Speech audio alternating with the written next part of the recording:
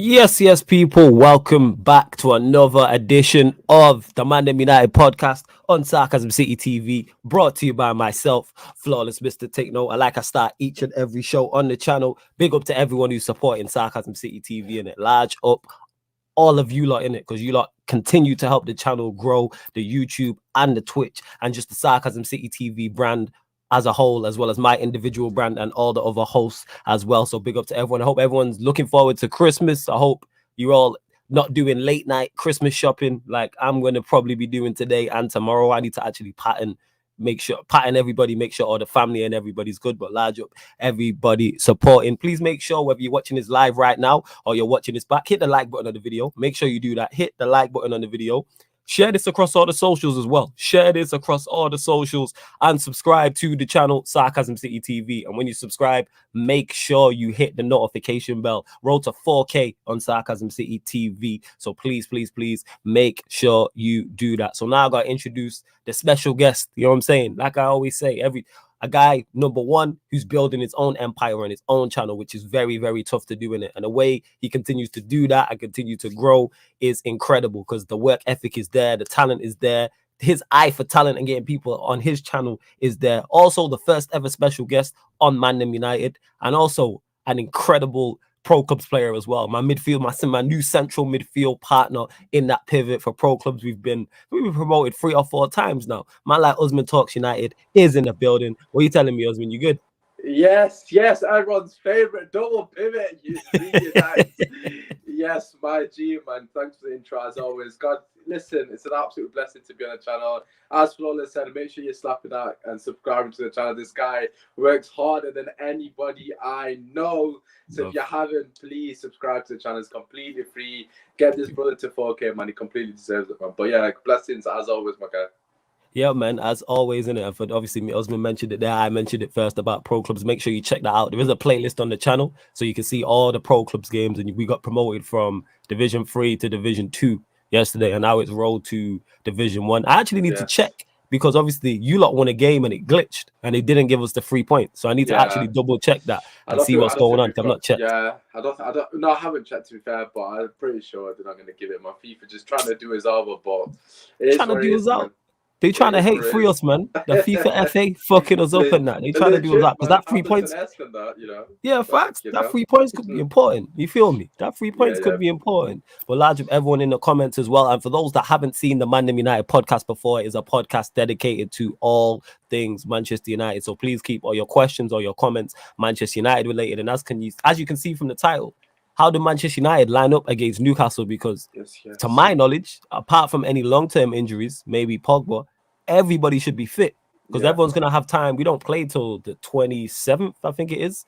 So everyone's going to have quarantine and have that 10-day isolation period if they did have COVID. So it's looking like, you get me, Rolly Ralph could have a full squad to choose from. It's looking that way. So me and Osman are gonna discuss that. Big up to Bat of Krypton says, ManDem, big up, hit the like button and subscribe to the channel. ManDem be making content. Big up you lot, hit the likes when you come in. EFAC says big up to you. Thames Baller says big up. So yeah, man, that's where we'll start anyway. That's where we will start, Osman.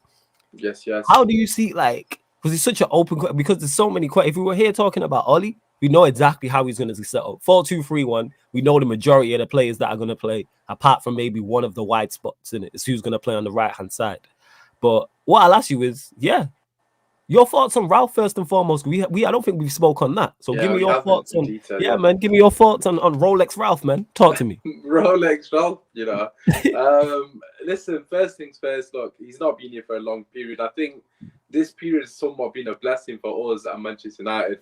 In terms of getting our players back firstly, and secondly, giving Ralph an opportunity to actually get some training sessions in.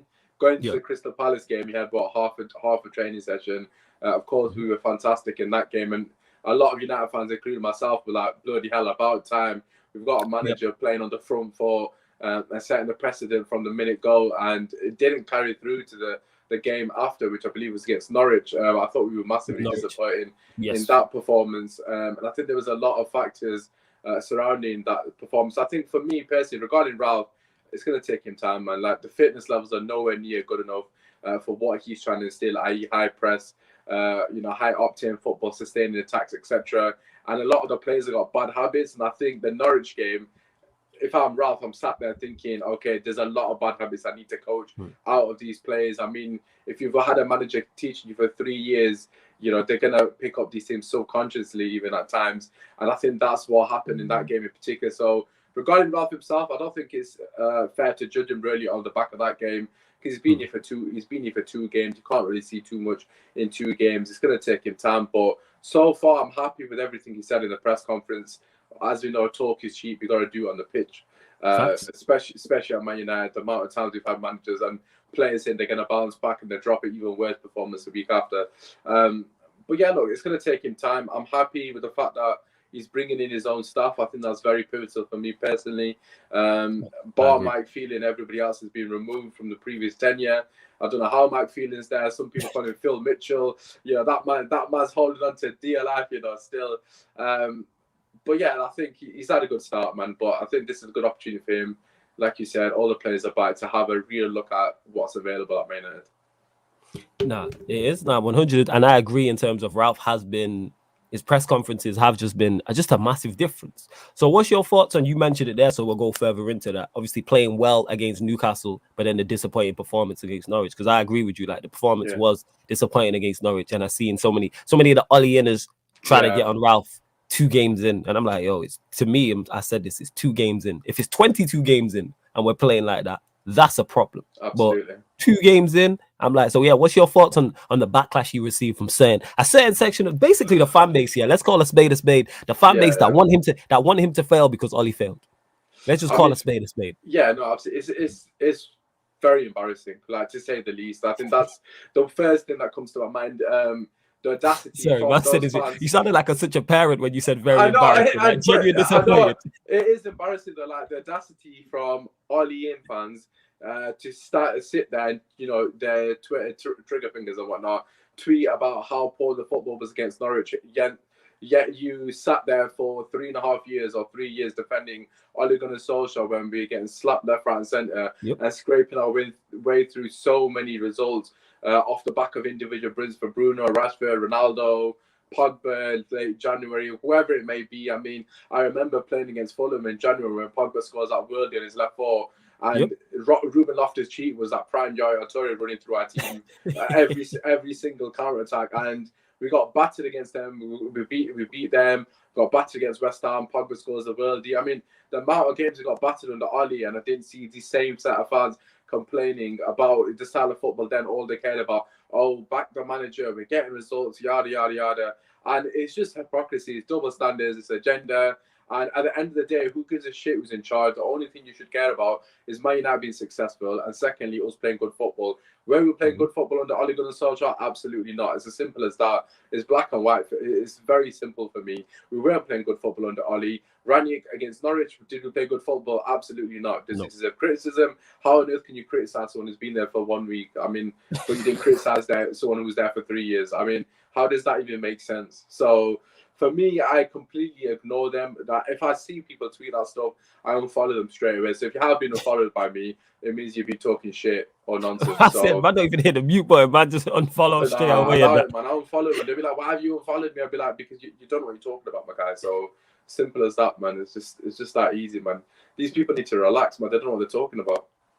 But these are you know what? I continue to keep going on about this as well, and people are like, why do you mention it? Because they're the same people who will call Osman and will call me and say, we're fake fans. You know what I'm saying? You're doing this for clout. You're doing this for views. You're making money off the club. We're fan cams, remember? We're fan cams. Bear in mind, well, number one, I don't do fan cams. Number two, I do a whole host of non-Manchester United content. This show right here that you get twice a week is legit the only Manchester United only show on the channel. Q&As there. I have shows on the channel for the other 5 of the big 6. There's Q&As, there's basketball, there's MMA. You know what I'm saying? There's boxing. But they won't talk about that. They'll talk about the 2 shows I do here a week, and then if I'm on Osman's channel or I'm on somebody else's channel. These aren't the conversations we were all having before this. I didn't know Osman before this, but I guaranteed he didn't just pick up a mic and then start talking about Manchester United. He's been having these same conversations with his family and his friends for years. Man. You know what I'm saying? For years. Because you've been a United fan for years. So of course you've been having these I've conversations. only been a United fan for a couple of years, to be honest. Like, you know. Oh yeah, it's a couple Yeah, of years. But you're having I this mean, for a couple of years. I should have picked City, man. I picked the wrong side, man. Do you know what I mean? No glory on this Like, side. and they act like they ain't the same conversations they're having on the phone, in their group chat, in the pub, wherever else. Like we're all having, but just because we're having these conversations on a platform and people are locked in, now all of a sudden it's an issue. These are the same I've been in the terraces at Old Trafford. You telling me that I've heard people having conversations in Old Trafford? I've heard people on the stairs having conversations as they're coming out the stadium. Like these are just regular conversations that happen all the time. People just don't like it because people. I say this all the time. I never see a content creator receive hate who has 0 followers. Never happened. I've never seen a content creator who gets no views, has no following, nobody cares for. But as soon as people pay attention to you, now it's a problem. And but like I said, they're the same people who will turn around and say, "Oh, you're not a real fan." But you lot out here back in like Ollie's gone, back the new manager. I said it. I was like, "Yo, back the manager." I'm all in. Whatever Ralph wants to do, I'm with. I've said it. People for you. It doesn't suit their narrative though. Like you said, you know, when Ollie was in charge, you know, they were all like, "Oh, back the manager, support the club. You're not a real fan because you know you're negative." Or in our case, we're just giving our opinion on the matter.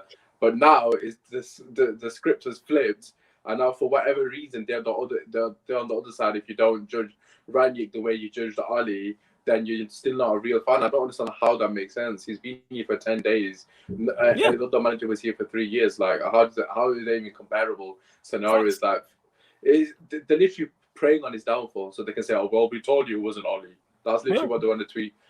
That's it. The thing is, I said it, I'm going to give, not only do I like Ralph because of his credentials and his CV, I'm going to give him a chance. I said this, I'm fully involved. If it goes wrong, I'll turn around and say, right, it's wrong, he needs to go. But because he's only here for 6 months, I'm not really judging him from a manager perspective harshly. Because even if he does well, I don't want him to stay on. I want him to go upstairs. We need him. What's your thoughts on that? Because it's like, there is rumors, I think it got stated that he would consider staying on after the 6 months. For me personally, I'm more gassed about him actually coming to Manchester United and going upstairs because we need the structure right. Like I like the fact we're getting rid of the old guard and he's bringing in his own guys. But what's your thoughts on that?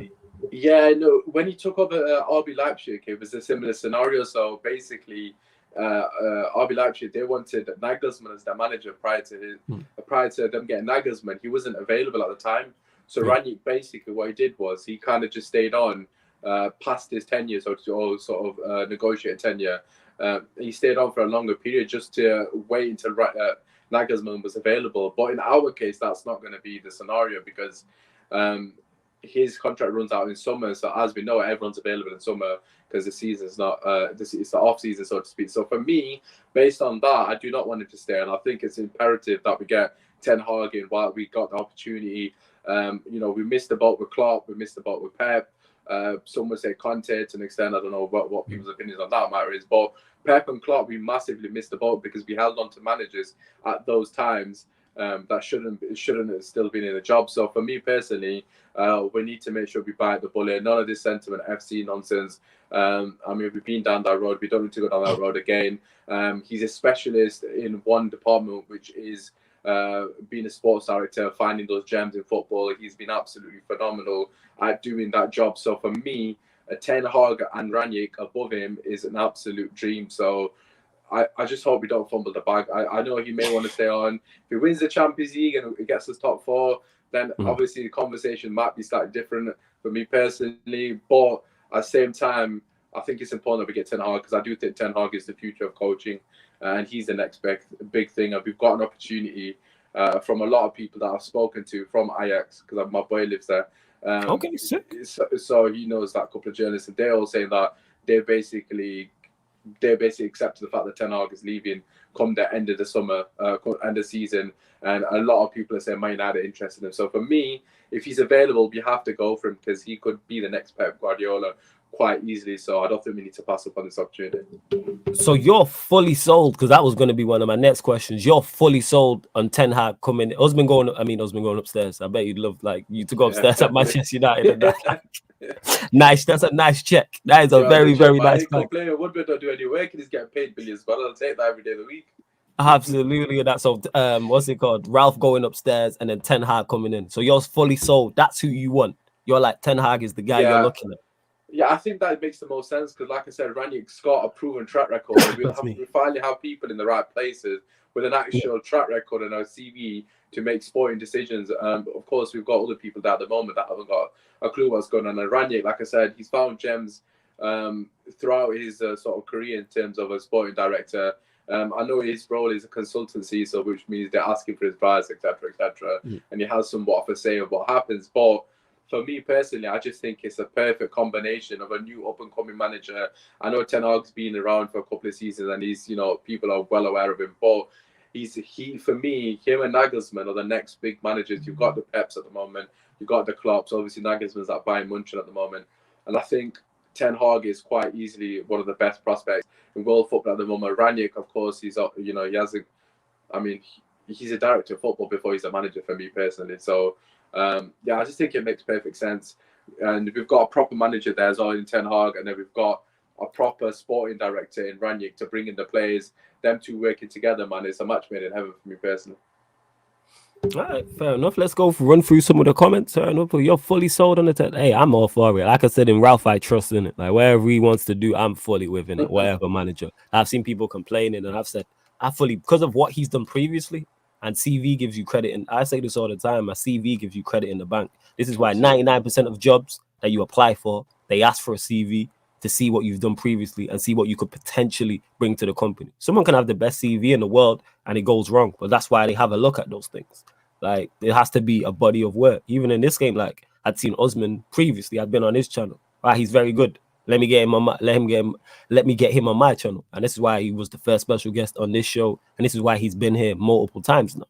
He's multiple times. And it's no surprise because of his football knowledge, how good a pro clubs player is. Not a shock whatsoever. You know what I'm saying? Helps me. I say go check it out, people, in it. You know what I'm saying? They need to tune into the pro clubs if they're not. It's good vibes, man. It's good vibes. Yes.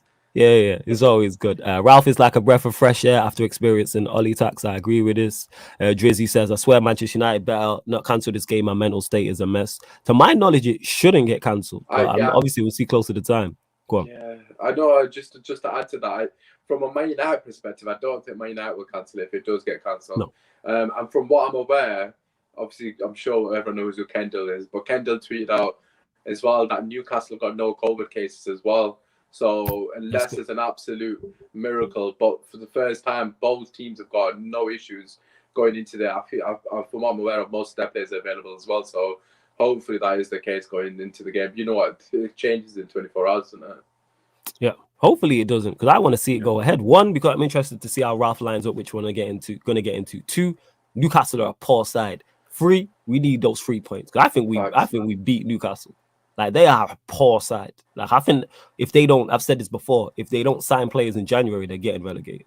Like 110%. And that's not a shot at Eddie Howe. That's just the players they have. Like, I've watched them play. I'm like, yo, these men are really, really bad. They got St. Maximum, they have Callum Wilson, but then other than that, like, there isn't really much else. Like, they're a poor side. They really are. Big up to Nippon. Says big up Flawless and Osman. Charles Zeno in the cut as well. Who says the boys, large up Zeno every time. Remy, Zeno, who said we were going to get, what was it, 12 or more points from that 7-game run? Yeah, Zeno. He said 19, yeah, or something crazy like that. He was like, I know what you're going to say. Ollie Tax, yeah, but Zeno, don't worry, bro. We haven't forgotten. We'll soon come back. Yeah. Large up Riot as well in the cut says, big up, my guys. He also says, me and Osman have only done one stream together. That actually upsets me. I'm sure Osman is over the moon at that. I know. Also, just speaking of Ryan, shout out to you, bro. Happy birthday, man, as well. I know it was yesterday. But happy birthday, bro, man. Obviously, I know he was at the Liverpool game. I hate Liverpool with a passion, but I was happy for you to have that on your birthday, my guys. So good win for you, though. Yeah. MB says, big up Flawless and Osman. Hope the chat is good. Shout out to MBs as well. And he also says, everybody wants to be I told you so person. It's sad. Bye. And I've said this before. Like, I say it countless times. I say the same things all the time. People want to be right. Want to be right more than they want to see their football team be successful. I want to be wrong. I said this countless times. I wanted to be wrong at Ollie and have the chat full of Ollie inners after we've won the Champions League and the Premier League and tell me how wrong I was. Because you know why? I wouldn't care. Because I've just seen my team win the Premier League or Champions League. I don't care who's at the helm. The only thing I care about is whoever's at the helm is successful. And if I believe you're not good enough to be successful, I'm going to call that out as a Manchester United fan. Same way, I'm fully backing Ralph. But if it turns out Ralph is not good enough, I'll say, wow, Ralph's not good enough and needs to be replaced. There's nothing wrong with continuing to replace. Like, we're at the highest level. We're talking the highest level of a profession, the highest level of a profession. Get the best in class. And guess what? If your performance falls off, you get removed. Like, I don't know where the sentiment comes into it. This isn't a girlfriend. This isn't a partner. This isn't your mom or your dad or your cousin or a sibling. Like, I don't understand where the emotional connection comes in. Like, football is a what have you done for me lately sport. Tuchel just won the Champions League less than a year ago.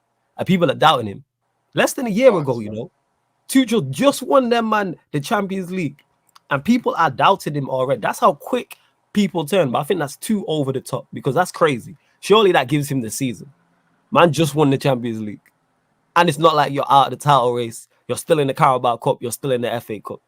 And you'll probably get through to the Champions League quarterfinal again. And it's not his team. But that's a Chelsea problem. And show the ballers at the bridge will speak on that. But that's my point on that. Like, it's nuts.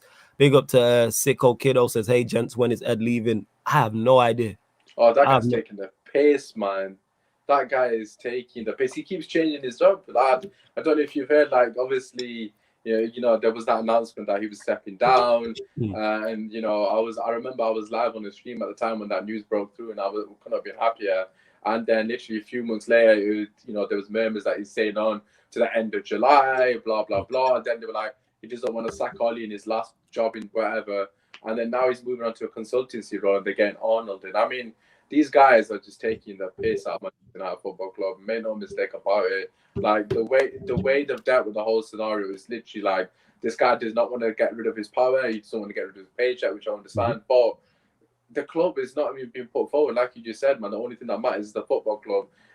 And people like Ed Woodward are one of the reasons why we are suffering so much on the pitch, because they don't care about, you know, the individuals that we sign. They care about the marketability, the amount of ads I've seen of Paul Pogba, Ronaldo, just throughout since they've arrived is just absolutely ridiculous. You don't see videos of Wan-Bissaka, do you? Like, do you know what I mean? Like, players like that, they don't get any airtime. Like, players like Van der Beek, etc., because they're not popular. So half the time they're just buying players just for the marketability, worldwide audience, etc., etc. But yeah, Ed Woodward sadly is not leaving anytime soon, man. But it's just I heard this, but the chat let me know if I'm wrong, that Richard Arnold is going to take over from what Ed does. I don't even know what Ed does fully. I'm not going to lie. I just want all these men gone because you are part of the failed regime and were major parts of the problems that was going on in the dugout, coaching staff, and on the pitch. Like, someone made the point. I can't remember who it was, so I want to give him credit for it.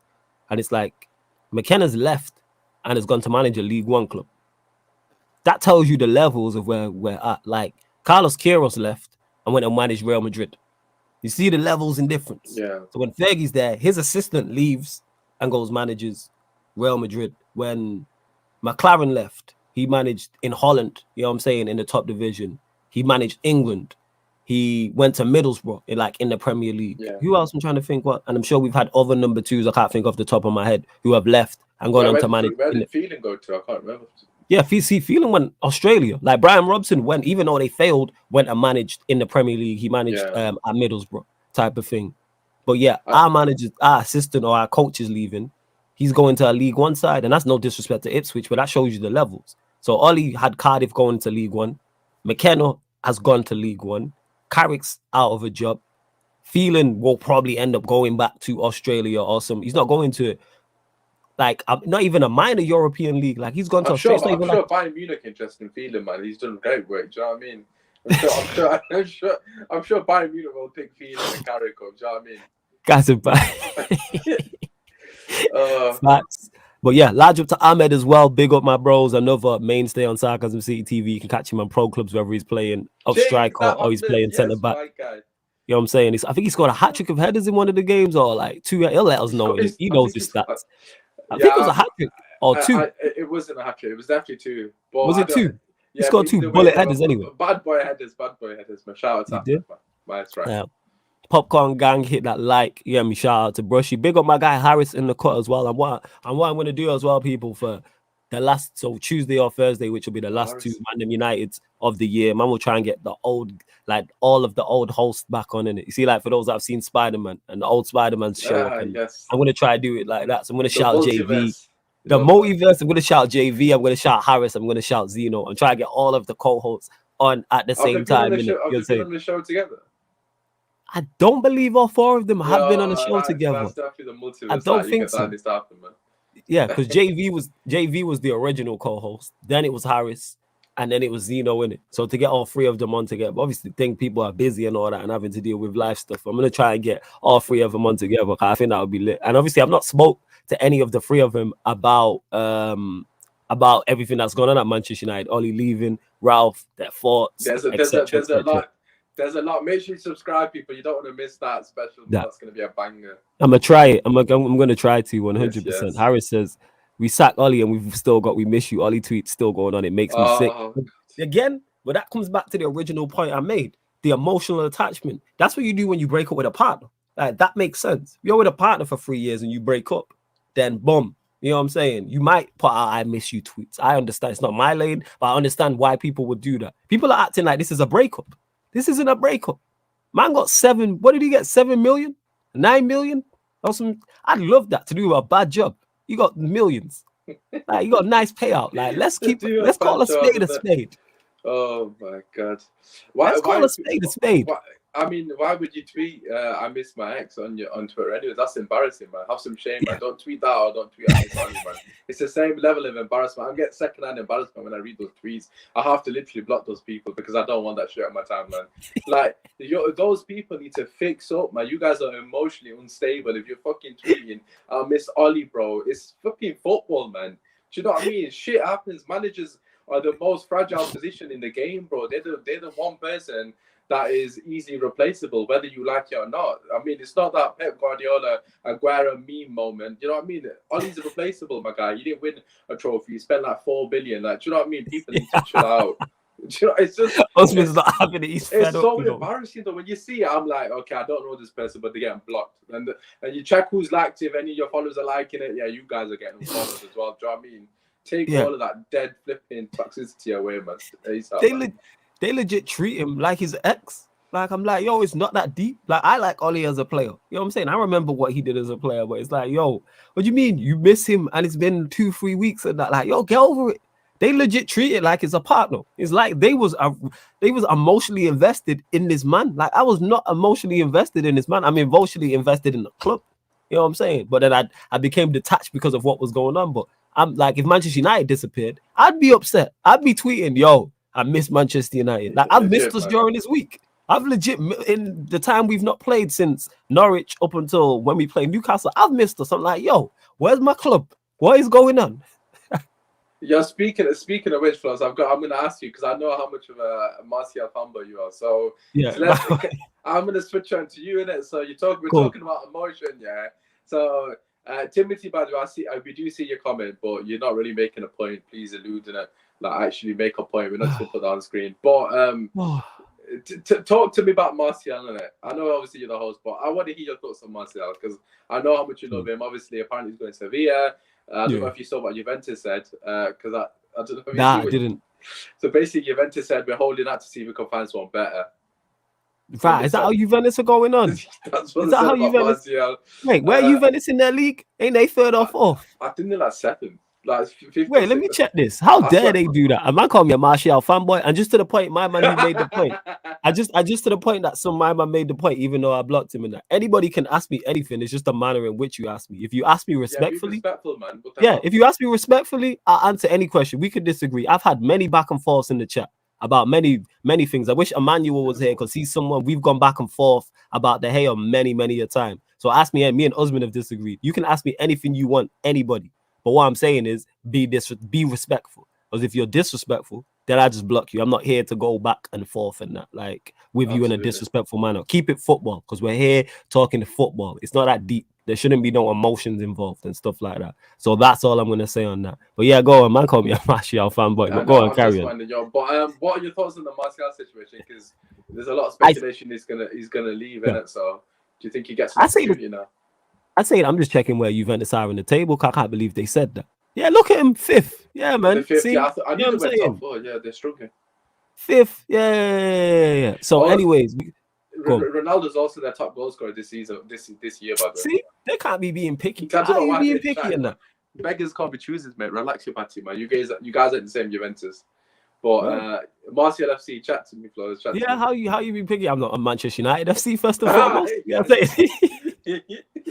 I had to get that point across. That happened on Twitter as well, and I will get to your question where someone was like, "Oh, if Martial and Donny leaves, you gonna be in the mud because you're a Martial stan, you're a Donny stan." It's like, no, I'm a Manchester United FC stan. Like, let's get that correct. I say the same thing all of the time. If a player doesn't want to be at Manchester United for whatever reason, let them go. That's what's annoyed me so much about the Pogba situation over a number of years. Pogba's my favorite player at Manchester United. I think he's an incredible talent. I think we haven't helped him. He hasn't helped himself at times. However, if he doesn't want to be here, let him go. And that's the same with Martial. And I understand why Martial doesn't want to be here. I think he made this decision before Ralph came in. I think personally that was made, and he's lot with these fake accounts, you know. People, you do know I do know rants in it. You know what I'm saying? Like, I don't know why you're doing this. Like, I spoke to him literally yesterday, but we moved. Please block the fake account, people. It's mad, isn't it? That people finna get away with this. As I was saying, yeah, I think he made this decision beforehand because he's good enough to play and he wants to play. You know what I'm saying? Has he helped himself fully with his performances? No, he hasn't.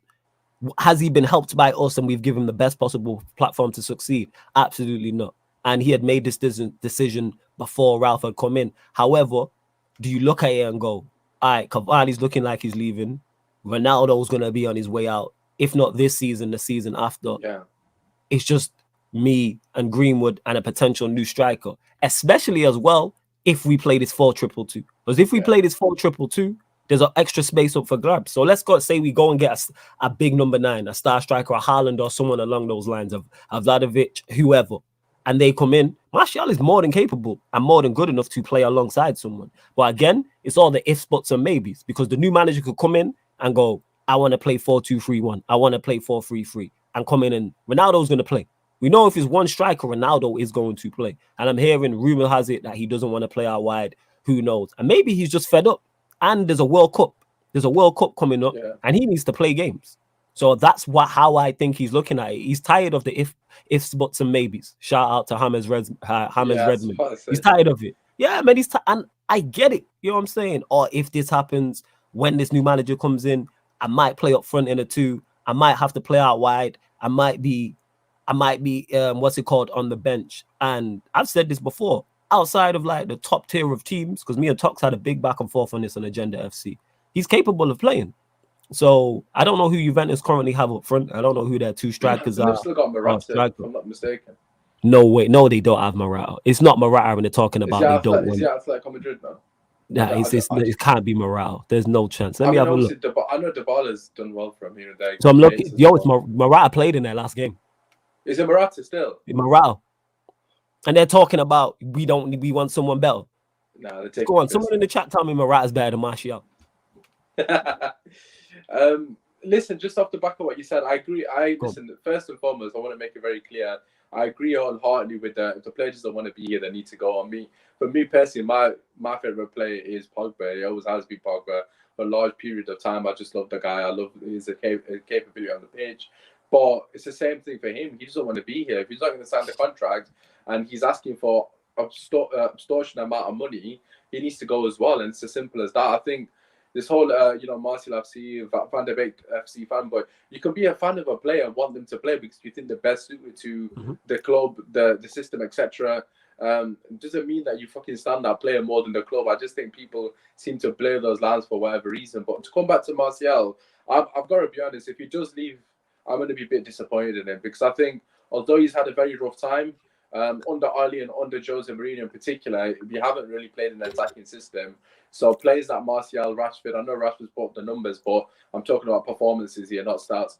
Martial, Rashford, Greenwood, anyone else who's played in the attacking third, you could go back to Sanchez, Lukaku, etc. They've all really suffered because the system doesn't benefit the attacker under Jose, and they never benefit the attacker under Ali for large periods as well. So players like Martial and them guys, they suffered a lot because they weren't really performing at a high level because the system wasn't helping them. They're playing very defensive, etc. But now we've got an attacking system, and I genuinely believe, whether people laugh at this or not, I genuinely believe Martial can be a mainstay in the team alongside Ronaldo in the front too, because I think Martial, his style of play isn't something we have in the team. Rashford is very important as well because he offers something different.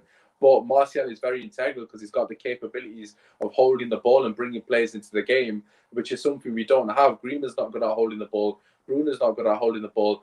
Ronaldo's not particularly good at holding the ball. Cavani's, that's not really his game either. None of them are back to goal players. So for me personally, Martial, there's definitely an avenue for him to play weekly if he actually, sorts his shit out. So for me, I'd be disappointed if he gave up because I genuinely believe he can make it into the team. I understand what you're saying because we need to realize that these guys are human beings and they want to be playing World Cup football for their countries. Because at the end of the day, anyone who's French at the moment knows that France have got a strong chance of actually winning the World Cup, and you want to be a part of that. So I understand why he'd want to leave because on a personal level, he'll play a week at Sevilla and get an opportunity to flourish there, and get his potentially get a chance in the French national team. But for me, as a Man United fan, I still think he has something to offer to this team, which I know that's not a popular opinion, but I think it's just about him having a bit of self-belief because I just feel like he doubts himself a lot when the going gets tough. He seems to not down tools, but he seems to give up from what I've seen of him so far. And I think it'd be a shame if he left in January. If he leaves in summer, fair enough.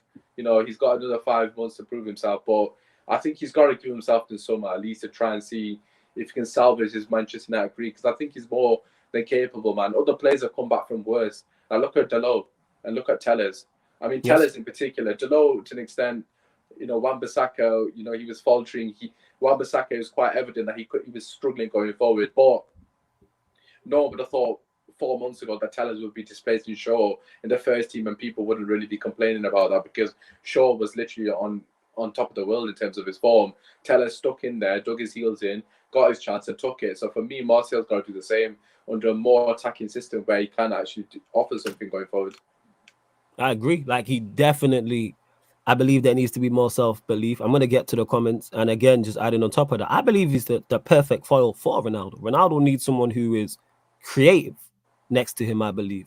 And out of Greenwood, Rashford, Cavani, I think Martial is the better fit. That doesn't mean that Ronaldo and Rashford can't work or Ronaldo and Greenwood or Cavani can't work. It's just better suited because I think we're in the mindset of we're not going to be with the ball. If we have more of the ball, that's who I want. I want creators and shooters. I don't want all shooters. I don't want all creators in the 2 10s and the 2 forwards. There has to be a mix, whether it's preferably 2 and 2, but you want at least 1 and 3. Like we can't have Ronaldo, Bruno, Greenwood, Rashford.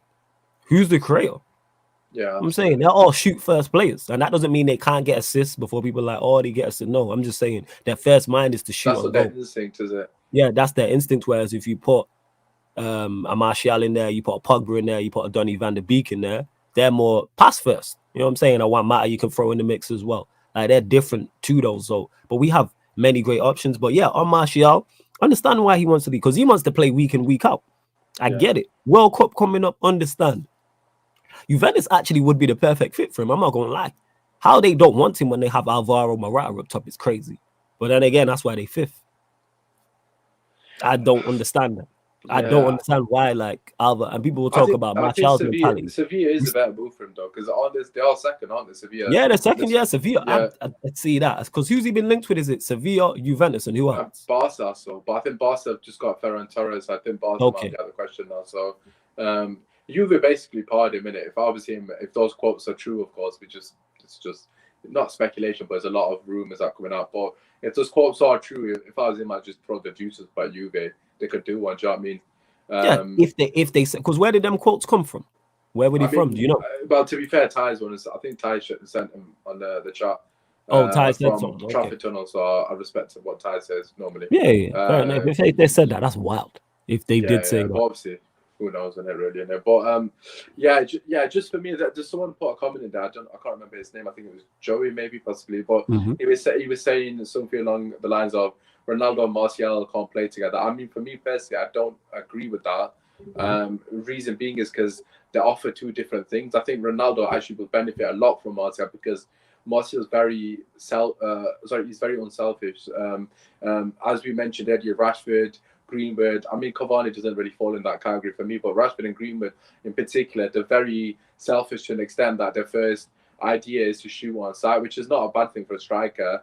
But if you've got a Cristiano Ronaldo, you need people to complement him, and I think Martial, out of the 3 players that I just named, complement him the most. But of course, it depends on the system, it depends on the way the manager wants to play. So that's just my personal preference. I thought when Martial played with Rashford that season, when they both bagged 20 each, you saw a different side of Martial that we haven't seen. His ability to bring the ball down, let the ball stick to him, and obviously bring people into the game, almost like a false nine. I don't see why Martial can't be a Benzema equivalent to what Ronaldo had. Obviously not in terms of ability, but in terms of a similar style of his role to an extent. When obviously Ronaldo was at Real Madrid, Benzema was very unselfish and he didn't get the credit he deserved. And I think Martial's more than capable of playing that similar role. Again, I'm not saying Martial's on Benzema's level before people try to kill me, but no, he's not saying that. I think, stylistically, I think they're very similar to an extent. And I've always said that consistently, but yeah, that's just my personal opinion. Obviously, you're entitled to disagree. That's calm. Yeah, and that's what it is. I believe he can be. Again, let me just, because we have to reiterate that. I'm not saying that, neither's Usman, that Martial's on the level of Benzema, but he's the similar profile. He can do the same type of job, and that's why I think he can be the perfect foil for Ronaldo. But we'll see. And yeah, he is slightly unmotivated, but people have to realize these men ain't robots. This isn't FIFA. This isn't Football Manager. Of course, you're going to be unmotivated. Your form's in the bin from a personal standpoint, so you're not at the level where you need to be at, and then you're getting no help. Imagine having no confidence and then you're just getting zero help on top of that. And that's where Martial is at. Like, there's nothing but hopefully he talks to Ralph and sorts it out. That's the one thing I'm disappointed about. Like, I believe this is the perfect fresh chance for him, but maybe he's had enough. Maybe there is too much water under the bridge and he's just like, this place ain't it for me. Let me get my move. I need a fresh start, which is okay, but yo, man, he needs to chat to Rolly Ralph, man. You get me? Double R Mafia in the building, as Eddie says. Big up Bav Krypton says, big up guys, come on, let's hit the like button. Yes, get the likes up, and don't forget Osman Talks United. His channel is in the title, people, so you can click on that right now. This show will keep rolling, but then you go subscribe to his channel over there. What's the road to now, fam? I know you on a big number still. What's the road to? Probably 1.5 at the moment. There we go, 1.5k. Oh, fam, that's big, fam. You know what I'm saying? 1k. City don't get that at the empty ad. Like, that's a big number, fam. You know what I'm saying? If they had 1k, they'd be over the moon, fam. Record attendance and that. Like, come on. That's a big number still. Like, Jan's gonna kill you if she ever sees this clip. Whatever, man. She gotta say no. She ain't here, so yeah. You know what I'm saying? No, she ain't gonna see this shit. Yeah. You know what I'm saying? So it is. She's trying to recruit more City players and City fans. She's handing out flyers right now. There we go. So, you love to see it. Facts. Thames Baller says, yeah, Morata's still playing. He's actually doing all right. Here's the thing is, but he's all right. And Martial's all right. It's different. I just checked his note. He's got 5 goals in 18 games. If Martial was at Manchester United right now this season and had 5 goals in 18... That's dead. This is my point, though. If Martial right now had played 18 games this season and had 5 goals, we'd be caning him. Yeah, absolutely. We'd be absolutely butchering him. And this is my point. There's no way Juventus looked at Martial and went, yeah, he's worse than... Martial's better than Morata, I'm sorry. 100%. I'm sorry, 100%. I'm not having it. Yeah, he'd kill it in that league, man. He'd kill it in that league, 100%. I'm not having it. Well, hopefully he gets his... I want to see him flourish, preferably here. But if he doesn't want to be here, you move him on. It's Morata's Moise Keane as backup. EFAC says Morata's underrated. Big up Jeremiah says Martial is shit now, man. Let him go. He's not having it. Joey says we need hungry players that want to make a legacy at United. Mentality is broken at the club. To an extent, I get what he's saying there. Yeah, it is broken. Like, it's not a good place to be at. It's better now. But you know what breeds a better mentality? Winning. When you have a winning mentality and you're winning games, well, a winning mentality comes from winning matches and winning trophies. If United go on a run, you're going to see everyone's form improve. Everybody's form is going to improve. We're actually on the run at the moment, funny enough, but you haven't played in so long. You forget. Yeah, we 2-2, man, under Ralph. We 2-2. Yeah. You know what I'm saying? Yeah, we won 3 in a row because obviously we won that Champions League game under Carrick as well. Yeah. Oh, no, it was Arsenal. I had to forget. Oh yeah, I forgot about Arsenal. I forgot about Arsenal. So irrelevant, man. Oh god. Yeah, Arsenal, Palace, and Norwich. We won them 3, then drew to Chelsea. Beat Villarreal. So the last 5 games we won 4, drawn 1. So we actually did 4 and 5. And the one we lost to was the European Champions. Like, that's not a bad result. Like, no, not many. We drew to them. We didn't lose. Yeah, we drew to them. Not many. That was with Carrick in charge. Exactly, you know bro. Carrick was at the wheel then still. So did alright. Carrick was at the wheel and he still did bits. Like, so I'm happy with our recent results and I have 0 complaints. Thames Baller says, even though Martial was considering leaving under Mourinho, I'm sure he was still putting out decent performances these days. I don't see that anymore. In his defense, this season he's barely played. Yeah. How many games does he start? I know he scored against, I think it was Everton. I mean, Then he came he off, got scored in his injured. last. He scored in his last start, and he hasn't played since, really. Yeah, like he's not really played too many matches, to my knowledge. You lot in the chat will let me know. But yeah, like he needs a fair chance to fail. But as soon as I said it at the very start when Ronaldo signed, it was a wrap. It was already last chance saloon for Martial anyway. Then when Ronaldo came in, I'm like, he's not going to play. He's not even going to be given the game time to fail or succeed. You know what I'm saying? He's not had 18 games like Alvaro Morata. You know what I'm saying? And I still can't believe he's playing up front. Yeah. And then man top their group as well. I'm just laughing at Winston's comment in the chat. He's cracking me up. You know when the surf is like, man, this guy always got. Yeah, man, everyone forgets about Arsenal. Facts. I forgot we played them. I legit forgot, man. Honest to God. I forgot. It's been a while since we slapped him. Yeah, I forgot. All he leaves and then we beat him. It's mad. The kind of devil says Martial's situation is similar to Donny. People say they're not good enough, but the guys ahead of them are stinking the place out every game. This is my main issue. And you mentioned the fullbacks with Dalot and Tellers as well. I was saying the same thing. If Wan-Bissaka and Shaw were playing extremely well and their form was good, and Dalot and Tellers couldn't get a look in, cool. They're not performing well. Give the guys who are back up a chance. Same way, and that's every position. Our number 6, our DM area has been a problem for the longest. Yeah. Play Donny. Give him a fair chance to succeed. McTominay's played however many games. Fred's played however many games. Matic has played however many games. Play Donny in that position and let's see what's what. But yeah, we'll soon find out. But it seems that Donny wants to stay. He's played well this season. And hopefully under Ralph, he does get more game time. And me and Usman are going to get onto our lineups and what we want to see. Because like I said, minus Pogba, I think everybody's fully fit. Yeah. You know. Is this true, Michael? Ralph said he's changing the lineup against Newcastle, so it'll be good. Because that was the one thing I was interested to see against Brentford. Because we put in a poor performance against Norwich. Who was gonna play against Brentford? Then who was gonna play against Brighton? I'm hoping he changes the lineup. I'm hoping so, because I believe Varane is fit as well. Varane's back in training. Cavani, everyone's fit. Jesus. We got full madness. squad. Everybody's fit. All right, let's get into that then. We'll get into that. And you lot in the chat as well, continue to get your questions in, like the video, subscribe to the channel. So yeah, we'll go to you, Osman. 4-2-2, we're guessing is going to be the formation. Yeah, of course, yeah. What lineup would you like to see? Bear in mind, everybody is available apart from Pogba. Yeah, I mean, firstly, it's like the Varane thing. I don't know what his situation is, how long he's trained for. Because, of course, Varane comes back in. But I'm just going to assume he's fully fit. So David De Gea net goes without saying. The back four pretty much stays the same. However, you got to bring Varane in. The only issue is, right, I actually think Lindelof's been our best defender. He's been good this season. I'm not a fan, but he's been good this season. Yeah, I'm not a fan either. But in terms of his ability on the ball, he's been absolutely phenomenal. Like, I just think his passing range is something we definitely will miss without him in the team. And his overall play has been very good. He's been reading the game a lot. But you have to play Maguire because obviously he's the captain. So it's going to have to be Varane and Maguire. If I had a choice, forget that. So that's what you think will happen. What would you play though? Oh, I would play Varane and Lindelof without doubt. Okay, cool. That's what. So you go Varane, Lindelof, and Dalot. Tellers and Dalot. Yeah, they keep their place for obvious reasons.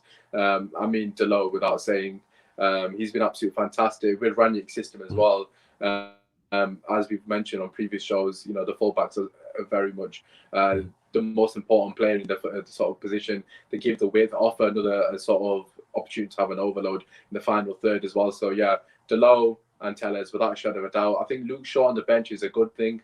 It gives them an opportunity to have that sense of competition and actually fight for his spot back. I don't think anything at Manchester United should ever be handed to any player on the pitch. So Luke Shaw needs to fight for his spot. So that's definitely a positive.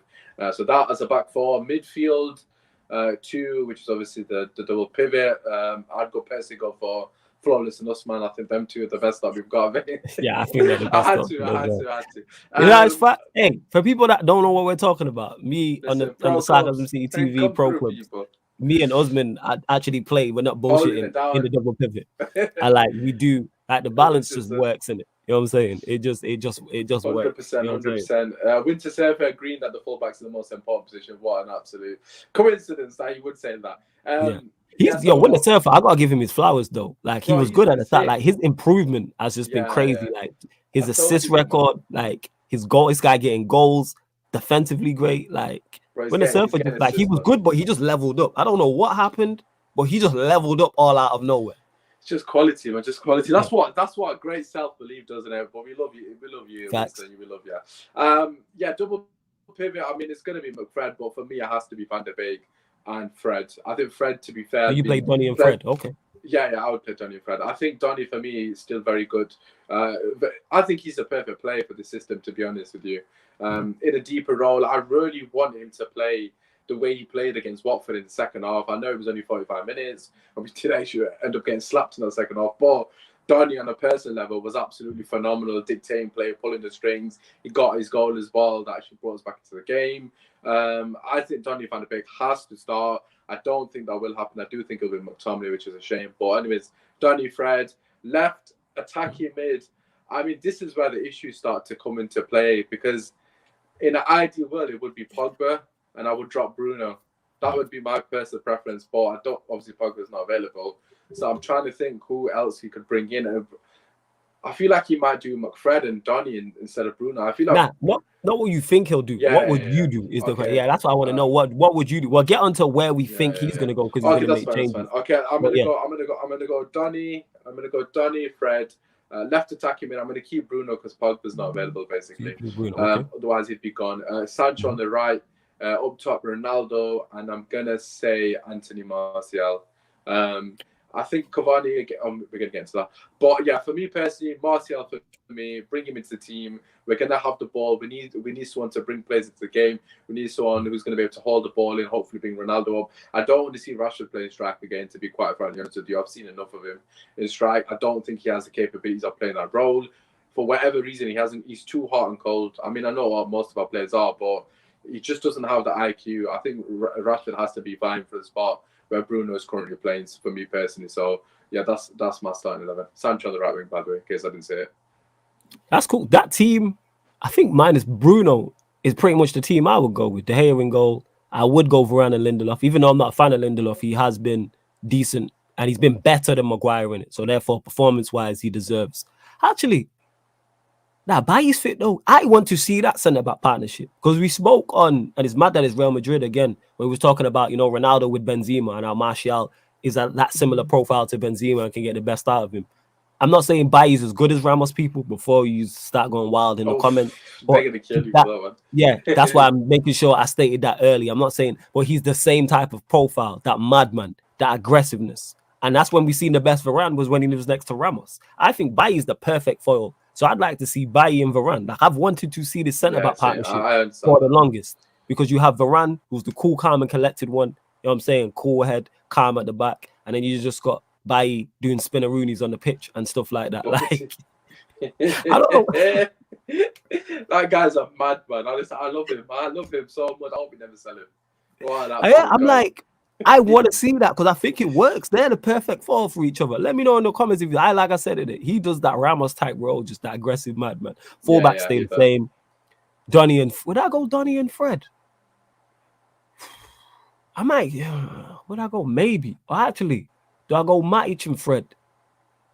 I'd probably go Matic and Fred, and then in the 10s, 2 creative 10s, Donny and Sancho. Okay, that's what. And then I go Greenwood and Ronaldo. I'd go with that. I do think we see that, no, but that's what I personally like to see people. That's not going to happen. It's very different to what I've said, but I think that's the beauty of it, that we have so many options. Yeah. I mean, and that's what people need to understand. Look, I just want to touch upon Bruno Fernandes, because I know that's going to be the most, because I obviously criticized him and you've not even put him in your team. But like, for me personally, it comes back to what I said about Luke Shaw, right?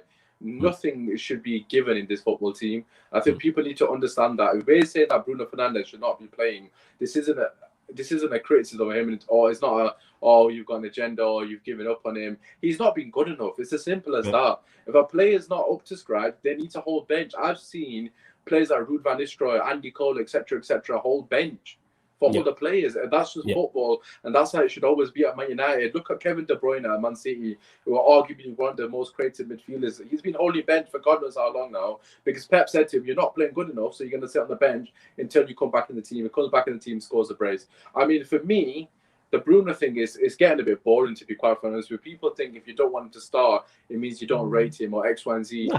You can criticize players and still rate them, Bruno Yes. Fernandes warrants criticism. It's as simple as that. His Yes. pass completion, his ball retention, and his execution of final third passes has been shit. Simple as. Yes. Bottom line. I'm not saying you shouldn't take risks. I'm not saying that, because you need someone in the final third, and we've been crying out for a player like Bruno to come in and take risks. However, when it's not coming off 10 out of 10 times, you don't do it the 11th time, my guy.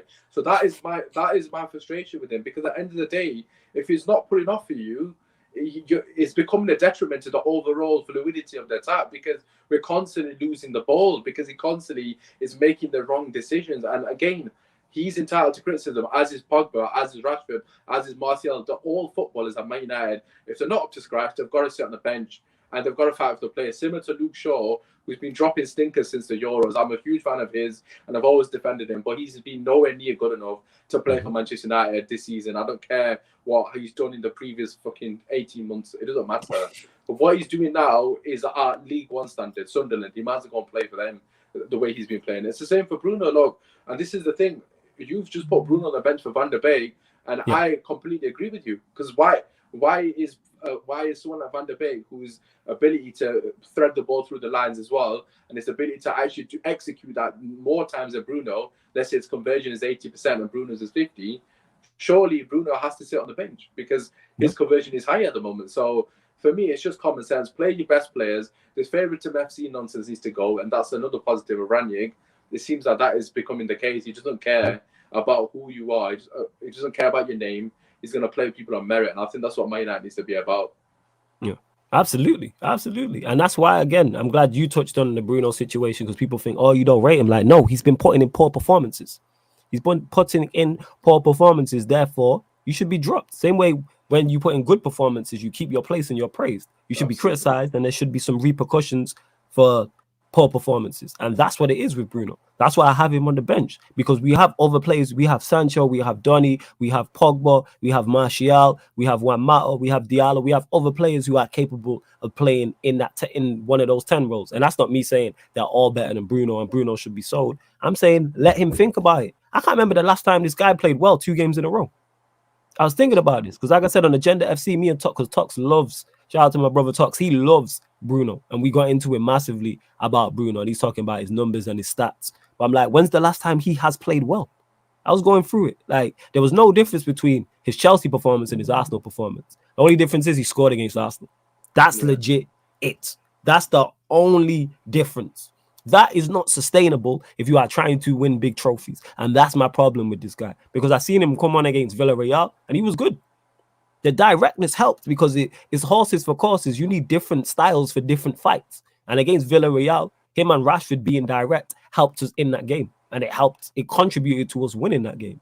Well, against Chelsea, he wasn't good. Against Arsenal, he wasn't good. Against Norwich, he wasn't good. Against Palace, he wasn't good. That's 4 games in a row.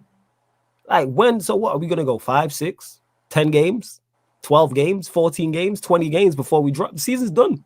That's when complacency sets in as well, my guy. Like, these players think, like, my position isn't under threat. Like, at the end of the day, if, like you just said correctly, like, when was the last time you played a set amount of games together that actually were a good standard? Not in terms of his statistically, in terms of his actual performance, where you merit a 7+, and you can't really name him. I'm trying to think, like, I'm trying to think which game he's played well this season.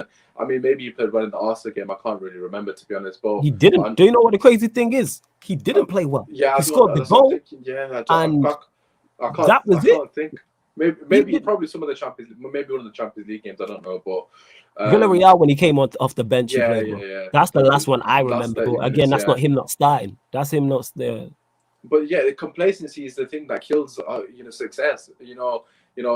Teams that rely on individuals too much, that their place isn't in a threat. That's when the performances start to drop, because they know I can drop a stinker and shit ain't gonna happen to me. It's the same with anybody here who's watching the video. If you can get away with something at work, you're gonna get away. You're gonna keep getting away with it. Then you're gonna eventually, subconsciously, your standards are gonna drop because you think nothing's gonna happen to me. There's no repercussions, and it's the same with footballers. If they don't see bench when they're not performing to the standards of what the club upholds and what he's set for himself in terms of the bar that he set, then they have to see bench. It's just common knowledge, really, because otherwise it's not going to improve. It's literally not going to improve. What motivation has he got to give an extra 10% because he knows I'm going to play week in, week out anyway? So for me, he has to shuffle the pack massively after the Norwich game because a lot of those players weren't up to scratch.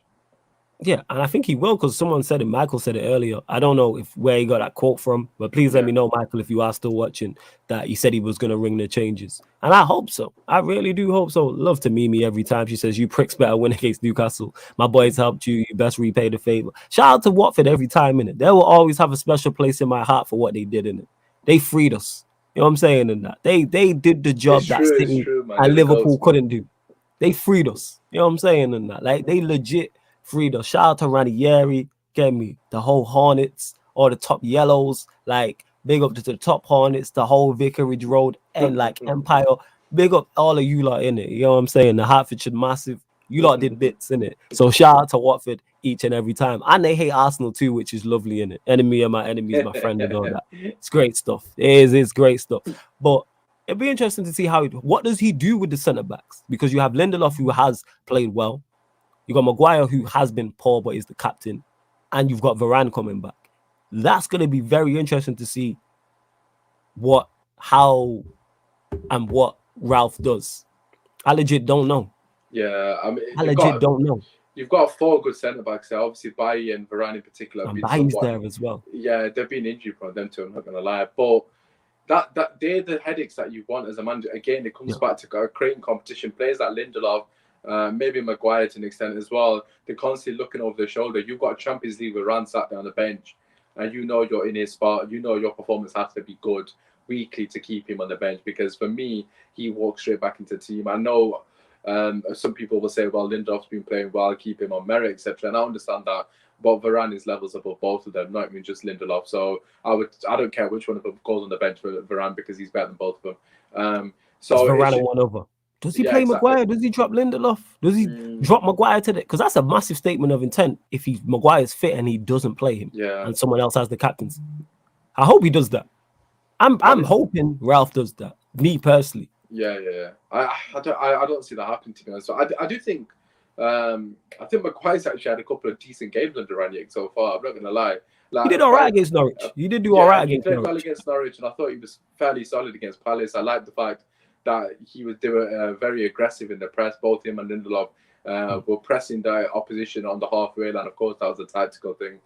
So I think Maguire's done all right so far. So I don't think he's given any reason for Ranieri to drop him to an extent, depending on whether Ranieri has taken into consideration his previous form. Because Ranieri did say that I've watched every game from like Liverpool Leicester onwards, when we lost 4-2, lost to Liverpool, etc., etc. Obviously, Maguire was absolutely diabolical on all of them games. So, if you take that into consideration, then I think Maguire will be on the bench, to be fair. Yeah, and what I like about him playing well against Palace, again, is because he's doing less defending because we dominated the ball. Yeah. I've said this for the longest. Him and Lindelof didn't have much to do, but what they did have to do, they did very well. They did extremely well. But dominate the ball against Norwich, they were both decent. You know what I'm saying? So it's going to be very interesting. The fullbacks will stay the same. Goalkeeper will stay the same. The 2 6s will be interesting. I think it's Fred and one other. Does he go Matic? Does he go McTominay? Does he go Donny? They're his 3 options. Who he plays out of those 3, I don't know. Then the front 10s, does he go Sancho, Bruno, Greenwood, Ronaldo? I reckon probably that's what he'll go with, even though I like to see Bruno hit bench. Well, if I see Maguire, Rashford, Bruno on the bench, I'd be like, yo, you've gone up in my estimation. You're already high in my estimation anyway. Like, I'm backing the manager, regardless, as you lot told me for years, back the manager, how the tables have turned. You know what I'm saying? You lot back the manager. Exactly, you know but legit, but embarrassing fan base. What do you think he'll do though? So who do you think Ralph will pick? So you reckon the back 4 will be the 2, Dalot, Tellez, Maguire, Varane, and then who do you reckon's in the 6? Who's the 2 6s? I do think he's going to stick with McFred. I've got a feeling he will. I don't know why though. I feel like McTominay at the moment, I don't know how he's getting picked. Like, why is he getting picked? I don't get it. Like, what does he offer that Van der Beek can't? The only thing I can think about is his physicality. But we're playing against Newcastle. Granted, it's away from home, but you know you'd expect it to control that game off the back of how Newcastle played against Man City. I watched the whole 90 minutes. Newcastle were very aggressive in the press, surprisingly, against Man City. And you don't want players like McTominay on the pitch because he hasn't got the capabilities of beating the press. I mean, Van der Beek is one of the most press-resistant players we've got in the squad. So even from a tactical standpoint, if you actually analyse the Newcastle Man City game, okay, I know it was 4-0, but if you actually analyse the first half, Newcastle set their stall out and they were very aggressive. I was pleasantly shocked at how much they were pressing City. So if they do a similar thing to us, we need to be prepared for that. And I think McTominay, for me, does not make sense. If anything, it's advantage Newcastle if McTominay is playing to play a similar role because he's going to get caught on the ball, man. The guy hasn't got the capabilities to pass through the lines. He's just going to be playing sideways, etc. But what will Ranić do? For me personally, I think he might stay with McFred, sadly, which is very disappointing if he does. I hope not. So you reckon he stays with McFred and then 2 10s, what you reckon, Sancho, Bruno? Yeah, I mean, the Bruno one, for me, I think that's his only real viable option. I'm trying to think who else he could bring in, like, unless he puts Donny in the 10. Yeah. As which is what you suggested, isn't it? That's what I mean, that would definitely be viable. If he doesn't put Donny in the 10 and he puts Donny deeper, the only other option to Bruno is Jesse Lingard. Or if he plays Rashford there. Like, so I wouldn't mind. You know what? I forgot about Jesse. I wouldn't mind Jesse. I wouldn't mind Lingard. I'm telling you, we're playing Newcastle. I wouldn't mind, like, Bruno needs to be dropped. Yeah, he has got options, actually, now that I think about it, because it could technically, let's just say he plays Donny and Matic for whatever reason. Let's just say he plays Donny and Matic. He technically could put Martial on the left, like left attacking mid. And Sancho on the right. Yes, on the right. And then he could put Cavani and Ronaldo up top. Or he could just put Rashford on the left, put, I don't know, Martial up top. I mean, he's got loads of options because everyone's fit. So I think it's going to be very telling to see where his head's at because obviously that comment that stated earlier, he's going to ring in the changes.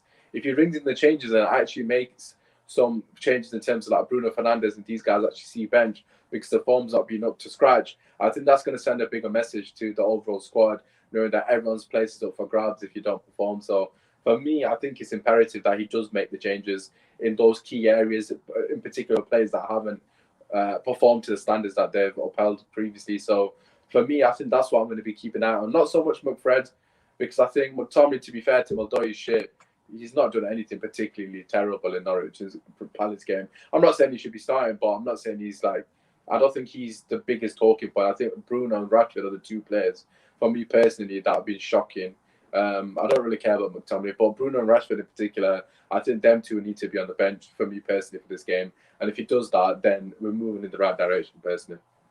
Yeah, and so yeah, we will see. We will see. Like I said, I can see it being Bruno, Sancho, Ronaldo, and one other, probably Greenwood. You know, but again, from this, so yeah, Michael, big up for dropping the quote. He says, "This Ralph said this. From what I saw today in training, I can say most of them, if not all of them, might be available. But I might have to make some different decisions. Who will be in the squad and the starting 11? I like that.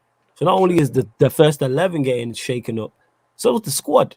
That man might not make this. I hope to see if he changes. Like I said, I don't want to see Maguire, McTominay, Bruno, or Rashford. If I don't see any of those four in the lineup, which I believe we'll see one to go up. If I see 3 of the 4 of them on the bench, I'm like, yeah, Ralph's got it. I'm like, I'm with it. Abdallah says, we are going to close out the show, so get your final few questions in. Don't forget, hit the like button, subscribe to the channel, road to 4K on Sarcasm City TV. Make sure you subscribe to Usman Talks United on YouTube as well. The link is in the title. So all you have to do is click it, and it will take you right to his page, and you go subscribe. Road to 1.5K over there. Abdallah says, Flawless, if United were 5 points off the top by the end of February, would you say you're in a title race? No, because we are not good enough to compete at that level with the squad. The 3 teams above us, including yours, Abdallah, are just better.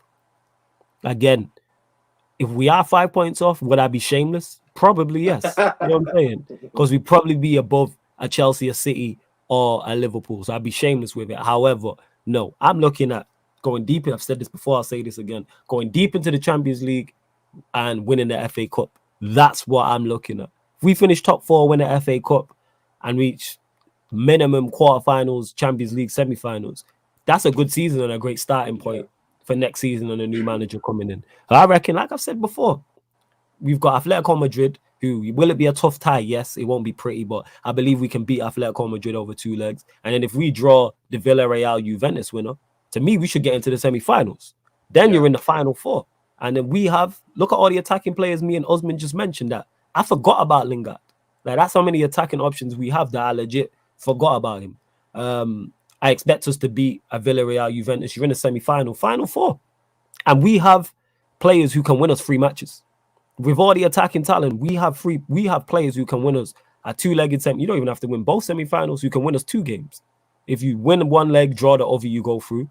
And us in a final, even though we wouldn't be favourites against any of the English sides, a Bayern Munich or Real Madrid, we're capable of winning one-off games. We are individual brilliance FC. That is still there. And now we have a manager that can help us set up better as a team. But that's all. It could be a dream, because if we get through and then we draw Bayern Munich in the quarterfinal, it could get sticky. I'm saying it could get peak.